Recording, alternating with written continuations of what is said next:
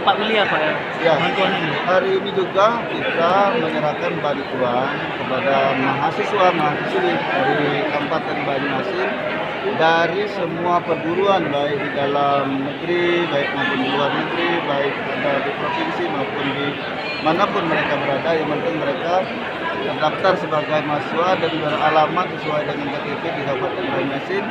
Kita berikan bantuan stimulan kurang 1 juta untuk satu mahasiswa dan mahasiswi. Alhamdulillah hari ini sudah terdata ada lebih kurang 4.000 mahasiswa dan mahasiswi yang akan kita berikan beasiswa. Jadi jumlahnya lebih kurang 4 miliar.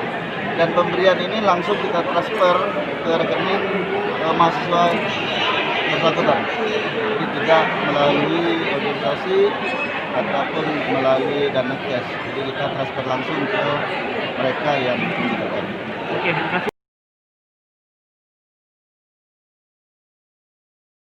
Secara simbolis dan mulai hari ini 4.000 mahasiswa penerima dampak COVID bantuan dari Bupati Banyuasin sebesar 1 juta per mahasiswa. Ini hari ini kita mulai realisasikan. Caranya gimana Pak untuk mendapatkan itu? Untuk mendapatkan itu kita sudah jauh-jauh hari sudah mendata lebih kurang 40 lebih, tapi ada beberapa mahasiswa 3 orang yang tidak memasuki secara administrasi, tidak memenuhi syarat. Kemudian dari seluruh yang sudah kita masuk datanya kita verifikasi dan 4.000 mahasiswa itu sudah siap. Hanya ada 125 mahasiswa yang belum menyampaikan nomor rekening. Itu yang menjadi kendala kami. Jadi masih ada sebanyak 125 mahasiswa yang belum menyampaikan rekening. Kemudian ada lebih kurang 1.200 yang rekening di luar Bank Sumsel. Jadi kami sudah berkoordinasi sama Bank Sumsel bahwa apabila rekening di luar Bank Sumsel itu dikenakan biaya transfer sebesar Rp5.000 dan rekening.